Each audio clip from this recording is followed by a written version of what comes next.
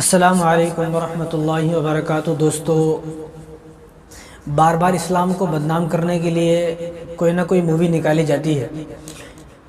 ابھی تھوڑے دن پہلے کیرلا مووی آئی، پھر کشمیر، پھر 72 حوریں، پھر اجمیر کے متعلق۔ تو ایسے بہت ساری اسلام کو بدنام کرنے کے لیے بار بار مووی آتی ہیں، لیکن انشاءاللہ کچھ ہونے والا نہیں ہے۔ ایسی سوئیوں فلمیں آئی لیکن کچھ نہیں ہوا انشاءاللہ، اور نہ آگے بھی کچھ ہوگا انشاءاللہ۔ لیکن جب مووی بنانے والوں کے پاس پیسے ختم ہو جاتے ہیں تو یہ مذہب کے متعلق کوئی مووی لے کر آتے ہیں پیسے کمانے کے لیے۔ جب ان کی فلمیں چلتی نہیں ہیں، پٹنے لگتی ہیں، پیسے ختم ہو گئے، پیسے نہیں ہیں، تو یہ پیسے کمانے کے لیے ایسی مووی کو نکالتے ہیں تاکہ ہم اور زیادہ پیسے کمائیں، اور نفرت جو دیش کا ماحول ہے، اس دیش کے ماحول کو خراب کیا جائے، اس میں نفرت پھیلائی جائے۔ تو یہ لوگ جو ایسی مووی بنا رہے ہیں ان کو کلاکار کہا جاتا ہے۔ تو اس لیے میں ان کو کلاکار نہیں کہتا ہوں، یہ تو نفرتی کیڑے ہیں۔ کلاکار وہ ہوتا ہے جو اپنی کلاکاری سے لوگوں کے دل کو لبھائے، لوگوں کو اپنی طرف متاثر کرے، لوگ اس سے محبت کریں، لوگ اس کو یاد کریں، لوگ اس کا ذکر کریں، تذکرہ کریں۔ کلاکار وہ ہوتا ہے۔ یہ کیسا کلاکار ہے کہ جس کی کلاکاری سے لوگ اس کے دشمن بن جائے، جس کی کلاکاری سے لوگ اس کو برا بھلا بولنے لگے، لوگ اس سے نفرت کرنے لگے۔ تو جتنے بھی کلاکار ہیں ان سے درخواست اتنی ہے کہ وہ کام کریں کہ جن کاموں سے دیش کا ماحول خراب نہ ہو، جن کاموں سے نفرت نہ پھیلے، بلکہ لوگ آپ کو محبت سے یاد کریں، پہلی بات۔ دوسری بات، جو اب ایک مووی آنے والی ہے جس کا نام ہم دو ہمارے 12، یعنی ہم دو ہیں، ہمارے 12 بچے ہیں۔ اب آپ اس کا پوسٹر بھی دیکھ سکتے ہو۔ پوسٹر میں کس طرح جو ہے مسلمانوں کو بدنام کیا گیا ہے۔ ایک بچہ گود میں ہے، ایک عورت کے ایک پیٹ میں ہے، باقی نیچے بیٹھے ہوئے ہیں۔ تو سراسر مسلمانوں کو بدنام کرنے کے لیے مووی نکالی گئی ہے۔ اس میں ایک مول صاحب دکھایا گیا ہے، حالانکہ وہ مول صاحب کچھ بھی نہیں، آپ سب کو معلوم ہے وہ کون ہے۔ وہ مسلمان بھی نہیں ہے، وہ تو ایک ایکٹر ہے، کلاکار ہے۔ وہ ایک آیت کا ترجمہ کر کے سناتا ہے کہ سورہ بقرہ میں ایک آیت ہے کہ اس کا ترجمہ یہ ہے کہ عورتیں تمہاری کھیتی ہیں، تم جیسا چاہے اس کو استعمال کرو۔ لیکن یہ ایک چھوٹا سا ٹکڑا ہے، اس سے پہلے آپ جائیں، اس سے پہلے آیت نمبر 221، 222، 223، 224، یہ 4-5 آیتیں ہیں جن آیتوں میں اللہ تبارک و تعالیٰ نے بتایا ہے۔ کیا بتایا ہے؟ سب سے پہلے آپ یاد رکھیں کہ اللہ ہمارا رب ہے، ہمیں پیدا کرنے والا اللہ ہے، اور ہمیں مرنے کے بعد بھی اللہ کے پاس جانا ہے۔ تو دنیا میں جو آدمی جس چیز کو بناتا ہے اس چیز کو کیسا استعمال کرنا ہے اس کو بتاتا ہے۔ آپ گھبرائیں نہ، ہو سکتا ہے یہ ویڈیو لمبی ہو جائے، لیکن میں 2-3 باتیں جو اس ظالم نے کہی ہیں وہ 2-3 باتیں میں آپ کو سمجھانا چاہتا ہوں۔ اگر آپ اطمینان سے سمجھیں گے، سکون سے سمجھیں گے، سکون سے اس ویڈیو کو دیکھیں گے تو انشاءاللہ آپ کو مکمل بات سمجھ میں آئے گی۔ دیکھو، یہ فون ہے، اس فون کو جب بنایا گیا تو اس فون کو جو آدمی بناتا ہے وہ اس کے ساتھ ایک چھوٹی سی بک بھی دیتا ہے کہ اس فون کو کیسے چلانا ہے۔ دنیا کی جتنی بھی چیزیں ہیں، ہر چیز کو کوئی آدمی بناتا ہے تو اس کے ساتھ ایک چھوٹی سی بک بھی دیتا ہے۔ فون ہے، کیمرے ہیں، فین ہے، اے سی ہے، کولر ہے، یعنی جتنی بھی دنیا کی بڑی بڑی چیز جو بھی آتی ہیں، کار ہے، بائک ہے، ہر چیز کے ساتھ ایک بک آتی ہے کہ یہ چیز ہے، اس چیز کے ساتھ ایک بک ہے، آپ کو اس چیز کو ایسے استعمال کرنا ہے۔ تو ہمیں بھی کس نے پیدا کیا؟ ہمیں ہمارے اللہ نے پیدا فرمایا۔ تو اللہ نے ہمیں ایک کتاب دی جس کو قرآن کہا جاتا ہے کہ تمہیں زندگی کیسے گزارنا ہے۔ جس طرح ہر چیز کے ساتھ ایک بک آتی ہے، اسی طرح اللہ تبارک و تعالیٰ نے بھی ہمیں قرآن دیا ہے۔ دیکھو، جو آیت ہے نساؤکم حرث لکم فاتوا حرثکم ان شئتم، یہ جو آیت ہے، اس آیت سے پہلے اللہ تبارک و تعالیٰ نے عورت کے متعلق بتایا ہے کہ وَيَسْأَلُونَكَ عَنِ الْمَحِيضِ، کہ حضور صلی اللہ علیہ وسلم سے حیض کے بارے میں، جو ہر عورت دنیا میں کوئی بھی عورت ہے، ہر عورت کے ناپاکی کے دن آتے ہیں، حیض کے دن آتے ہیں، اس کے منتھلی جو مہینے میں ایک بار ناپاکی کے دن آتے ہیں، تو اس دنوں کے بارے میں لوگوں نے سوال کیا۔ تو اس کے ان سوالات کے جواب میں اللہ تبارک و تعالیٰ نے قرآن مجید کو نازل فرمایا کہ وَيَسْأَلُونَكَ عَنِ الْمَحِيضِ قُلْ هُوَ أَذًى فَاعْتَزِلُوا النِّسَاءَ فِي الْمَحِيضِ، یہ آپ سے حیض کے بارے میں سوال کرتے ہیں، حیض کیا ہے؟ تو بتا دیا جائے کہ حیض بہت گندی چیز ہے کہ جب عورت ناپاک ہو تو ناپاکی کا ایام میں عورت کے پاس نہ جایا جائے۔ ابھی ظالم نے اس میں دکھایا ہے کہ عورت ناپاک ہے، وہ عورت یہ کہہ رہی ہے کہ میں ناپاک ہوں، ابھی میرے جو ہے ناپاکی کے دن چل رہے ہیں، تو وہ کہتا ہے کہ بھئی ناپاکی کے دن چل رہے ہیں تو کیا ہوا؟ یعنی اس نے یہ دکھایا گیا ہے کہ جو ناپاکی کے دن ہوتے ہیں اس میں بھی مسلمان مرد عورتوں کے پاس آتے ہیں، حالانکہ یہ بالکل جھوٹ ہے۔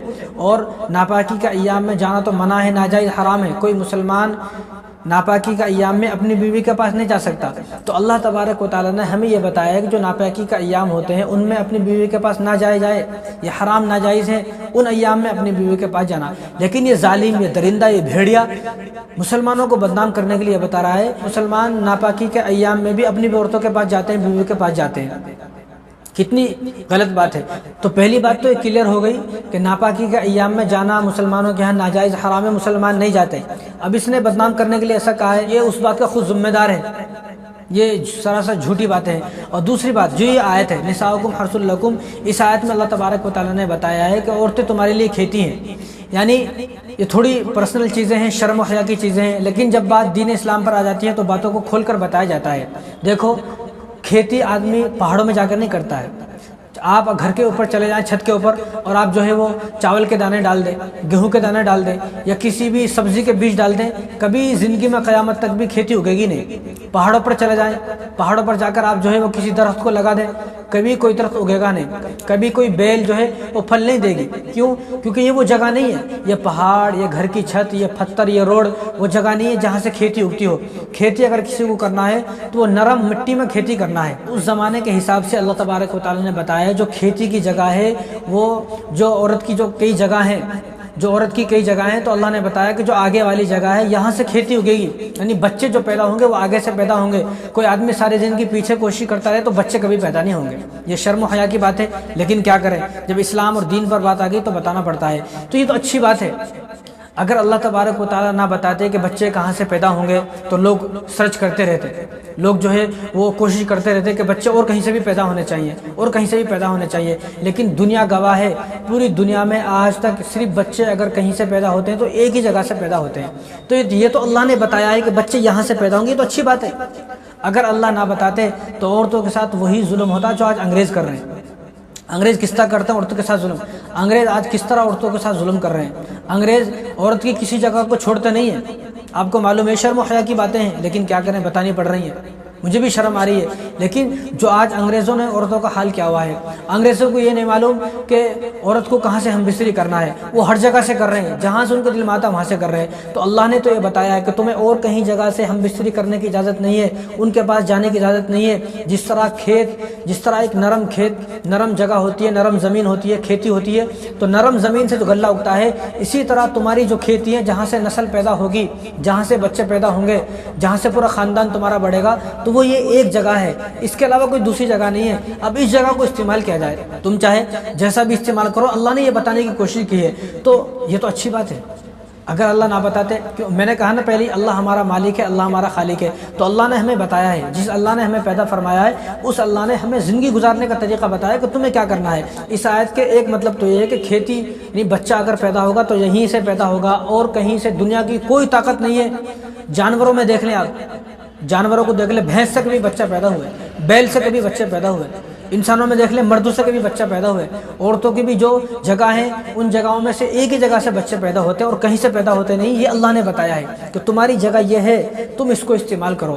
اب چاہے جیسا بھی استعمال کرو، اس کا مطلب یہ نہیں جو اس ظالم نے بتایا ہے۔ اب اس ظالم نے جو بتایا ہے چاہے جیسا بھی استعمال کرو، جب چاہے استعمال کرو، یہ سب جھوٹی باتیں، ایسا نہیں ہے۔ مفتی شفیع عثمانی صاحب نے معارف القرآن میں جو لکھا ہے میں وہ اسکرین شاٹ لگا رہا ہوں، اس میں لکھا ہوا ہے ساری بات۔ وہ ادب کے دائرے میں بات ہے، میں بھی بتا نہیں سکتا ہوں کہ خواتین بھی دیکھنے والی ہوتی ہیں تو ساری باتیں بتائی نہیں جا سکتی، تو یہاں پر آپ اس میں پڑھ لیں۔ میں نے برابر میں جو یہ معارف القرآن کا پیج لگا دیا ہے، تو یہ آپ اس صفحے کو پڑھ لیں۔ اس صفحے پر انہوں نے کیا لکھا ہے کہ جس طرح اس صفحے پر انہوں نے اچھی طرح کھول کر لکھا ہے، یعنی جانے کا مطلب کیا ہے، آپ چاہے کروٹ کے بل اپنی بیوی کو لٹائیں، چاہے اوپر چاہے نیچے لٹائیں، اس کا مطلب یہ ہے جیسے چاہے جائے کا مطلب یہ ہے کہ کسی بھی کروٹ پر آپ لٹا کر ہم بستری کر سکتے ہیں، نیچے لیٹ کر، اوپر لیٹ کر، جس طرح چاہے ہم بستری کر سکتے ہیں، یہ اس کا مطلب ہے۔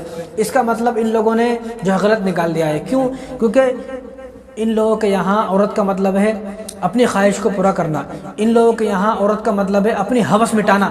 ہمارے یہاں پر جو شادی کا مطلب ہے، جو عورت کا مطلب ہے وہ ہوس مٹانا نہیں ہے، وہ اپنی نسل کو آگے بڑھانا، اپنے خاندان کو آگے بڑھانا، اور بیوی کو عزت دینا، بیوی کا احترام کرنا۔ اور حالانکہ رسول اللہ صلی اللہ علیہ وسلم نے تو ارشاد فرمایا کہ جو عورت ہے اس کے قدموں کے نیچے جنت ہے، اور حضور نے عورت کے چہرے پر مارنے سے منع فرمایا، کسی عورت کے چہرے پر نہ مارا جائے۔ حضور سخت ناراض ہوتے تھے، اور حضور نے مارنے کو بھی منع فرمایا کہ کسی ڈنڈے سے، کسی ایسی موٹی چیز سے عورت کو ہرگز نہ مارا جائے۔ اور حالانکہ اسلام نے اگر مرد عورت کی نہیں بن رہی، کسی وجہ سے لڑائی جھگڑا ہے، تو عورت کو ایک حق دیا ہے کہ خلا لے کے الگ ہو جائے۔ کتنا اچھا طریقہ ہے۔ یعنی ایسی مووی لانے کا مطلب یہ ہے کہ عورت کو احساس کمتری کا شکار بنایا جائے، عورت کو یہ احساس دلایا جائے کہ اسلام میں تو دب کر رہ رہی ہے، اسلام میں تیری کوئی عزت نہیں ہے، تیرا کوئی ادب نہیں ہے، تیرا کوئی احترام نہیں ہے، اسلام تجھے داب کر رکھنا چاہتا ہے، اسلام تجھے آزاد کرنا نہیں چاہتا، تو آزاد ہے۔ یعنی ان فلموں کا نکالنے کا اصل مطلب یہی ہے کہ عورت کو یہ احساس دلایا جائے کہ تو بہت پریشان ہے، اسلام سے باہر آئے گی تو خوش رہے گی، آزاد رہے گی، اسلام تجھے قید کر کے رکھنا چاہتا ہے۔ اسی طرح اس ظالم نے یہ بھی کہا کہ عورت ایک ناڑے کی طرح ہے، جب تک اندر رہتی ہے تو بہتر رہتی ہے۔ کیسی بیوقوفی کی، کم عقلی کی بات ہے۔ عورت اگر ناڑے کی طرح رکھتے تو پوری دنیا میں 2 ارب مسلمان ہیں، 2 ارب مسلمان۔ اگر عورت پر مسلمان اس طرح ظلم کرتا تو آپ یہ دیکھیں کہ پوری دنیا کے اندر 2 ارب مسلمانوں کے گھر کس طرح بسے ہوئے ہیں۔ کیا ان لوگوں کے گھر بستے؟ ہرگز ان لوگوں کے گھر نہیں بستے، کبھی زندگی میں ان کا گھر نہیں بستا تھا۔ ساری اگر ظلم ہوتا، اگر اسلام عورت پر ظلم کرتا، اگر مسلمان عورت پر ظلم کرتا، تو دنیا کی ساری جتنی بھی مسلمان عورتیں ساری رنڈوی ہو جاتی، ساری جو ہے ایسی آوارہ ہوتی اور ساری یوں ہی پھر لیتی۔ اب اتنے سارے عورتوں نے جو گھر بسایا ہوا ہے، تو معلوم یہ ہوتا ہے کہ اسلام کسی عورت پر ظلم نہیں کر رہا۔ باقی کوئی آدمی اگر کسی پر ظلم کرتا ہے تو وہ خود کی غلطی ہے، وہ ظلم تو ہر مذہب میں ہے۔ کیا ہندوؤں میں ظلم نہیں کرتے؟ کیا عیسائیوں میں ظلم نہیں کرتے؟ کیا یہودی میں ظلم نہیں کرتے؟ کیا بدھ میں، جین میں، پارسی میں، کسی اور قوم، جتنی بھی قومیں، جتنے مذہب ہیں، کیا اس میں ظلم نہیں کرتے؟ ہر مذہب میں کوئی نہ کوئی ایسا ظالم ہوتا ہے جو شراب پی کر اپنی بیوی کو مارتا ہے، بچوں کو مارتا ہے، بیوی پر ظلم کرتا ہے۔ حالانکہ اسلام نے تو یہ فرمایا کہ جو آدمی عورت پر ظلم کرے گا تو وہ مسلمان ہے ہی نہیں۔ جو آدمی اپنی عورت پر ظلم کرے، پڑوسی پر ظلم کرے، اور اپنے بچوں پر ظلم کرے، اپنے رشتہ داروں پر ظلم کرے، تو حضور نے، ہمارے نبی نے ان کے بارے میں فرمایا کہ آدمی جنت میں داخل نہیں ہوگا، اور لیس منا، یہ آدمی ہم میں سے نہیں ہے جو عورتوں پر ظلم کرے۔ حضور نے تو یہاں تک فرمایا۔ اور ایک حدیث سنیں آپ، میں آپ کو حدیث سناتا ہوں۔ حضور صلی اللہ علیہ وسلم ارشاد فرمایا، یہ مسند احمد کی روایت ہے، حضور نے ارشاد فرمایا، اور حضرت ابو ہریرہ رضی اللہ تعالیٰ عنہ اس حدیث کا راوی ہیں، رسول اللہ نے کیا ارشاد فرمایا، اکمل المؤمنین ایمانا احسنهم خلقا وخیارکم خیارکم لنسائکم۔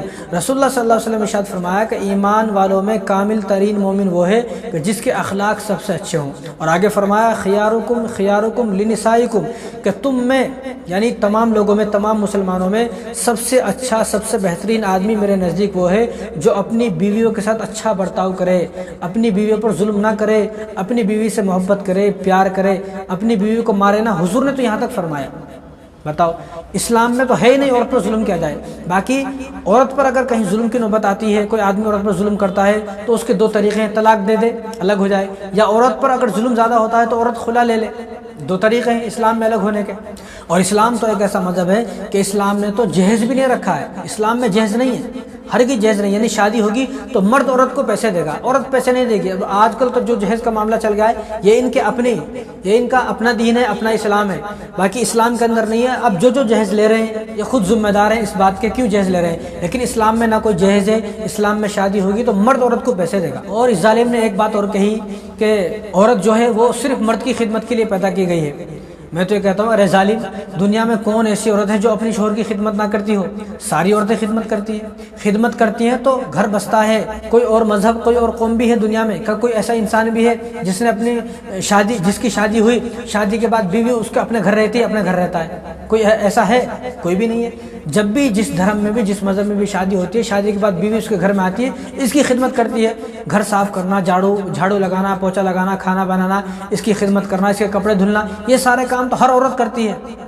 اگر صرف یہ سارے کام صرف مسلمان عورت کرتی، باقی دنیا کی کوئی عورت اگر یہ کام نہ کرے تو ہم یہ بات بھی ماننے کو تیار ہیں، ٹھیک ہے اسلام ظلم کرتا ہے، لیکن ہر عورت، دنیا کی ہر عورت اپنے شوہر کی خدمت کرتی ہے، ساس سسر کی خدمت کرتی ہے، اور اپنے گھر کے سارے کام کرتی ہے، ساری عورت کرتی ہیں۔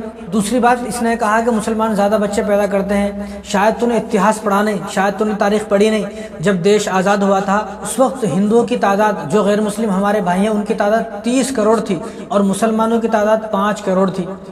اب وہی غیر مسلم، وہی ہندو 120 کروڑ ہو گئے۔ اب آپ خود دیکھیں تعداد کس کی زیادہ ہے، اور مسلمان ابھی صرف 20 ہی کروڑ ہے۔ مسلمان 5 کروڑ سے صرف 20 کروڑ ہوئے اور غیر مسلم 30 کروڑ سے 120 کروڑ ہو گئے، تو آپ خود اندازہ لگاؤ کہ زیادہ بچے کون پیدا کر رہا ہے۔ اور دوسری بات، اگر تمہیں عورتوں کی اتنی فکر ہے جو وہ روانہ جس نے 3000 عورتوں کی عزت کو تار تار کیا، 3000 لڑکیوں کی عزتوں کو لوٹا، ان کی ویڈیوز بنائی گئی، تب کہاں چلے گئے تم؟ لاؤ اس کو پکڑ کر جیلوں کے پیچھے ڈالو، اس کو سلاخوں کے پیچھے ڈالا جائے اس کو۔ اور تمہیں اس سے بھی زیادہ اگر فکر ہے تو منی پور جاؤ۔ جب کہاں تھے تم جب منی پور میں عورتوں کو کپڑے اتار کر برہنہ جو ہے روڈوں پر دوڑایا گیا؟ جب کہاں تھے تم؟ اگر تمہیں فکر ہے تو جاؤ، وہاں پر جاؤ، ان کی فکر کرو۔ اور میں کہنا چاہتا ہوں کہ یہ جو فلم والے ہیں ان کا کسی چیز سے پیٹ نہیں بھرتا ہے، ان کو پیسہ کمانے کا مقصد ہے کہ پیسے کم جائے، چاہے کیسے بھی کم جائے۔ اب یہ جو مووی آ جائے گی، اس سے بھی تم لاکھوں کروڑوں روپے کما لو گے، پھر بھی تمہارا پیٹ بھرے گا نہیں، تمہارا پیٹ ہرگز نہیں بھرے گا۔ اور انشاءاللہ ہمارا کچھ بگڑے گا نہیں، نہ اسلام کا کچھ بگڑے گا، نہ مسلمانوں کا کچھ بگڑے گا انشاءاللہ۔ چند دن کی بات ہے، چند دن تم فلم بناؤ گے، 2-4 آدمی دیکھیں گے، 10-20 کروڑ روپے کما لو گے تم، بس بات ختم۔ انشاءاللہ کچھ ہونے والا نہیں ہے۔ اور میں تو یہ کہتا ہوں کہ اب وہ لوگ اسلام پر فلمیں بنا رہے ہیں کہ جو اپنے خود کا گھر نہیں بسا سکے، جن کو قرآن پڑھنا نہیں آتا، جن کو قرآن کی تشریح نہیں پتا، ترجمہ نہیں پتا، جن کو کچھ پتہ ہی نہیں ہے قرآن میں، اب وہ لوگ جو مسلمان ہے ہی نہیں، اب وہ لوگ بھی قرآن کریم کے اوپر فلمیں بنا رہے ہیں۔ افسوس کی بات ہے۔ اور یہ جو انو کپور ہیں اس فلم میں، جو اس کے ہیرو ہیں انو کپور، ان کو میں ایک بات کہنا چاہتا ہوں کہ آپ قابل ہو، ہنر مند ہو، آپ کے پاس ہنر ہے، تو آپ اپنا ہنر اچھی جگہ آزمائیں۔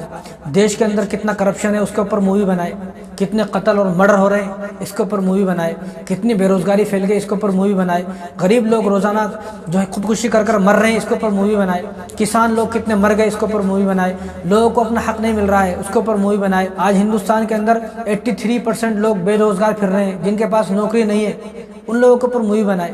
دیش کے کیسے حالات ہو چکے ہیں اس کے اوپر مووی بنائے آپ، تو لوگ آپ کو یاد بھی کریں گے، لوگ آپ سے محبت بھی کریں گے، پیار بھی کریں گے، لوگ آپ کو دعائیں دیں گے۔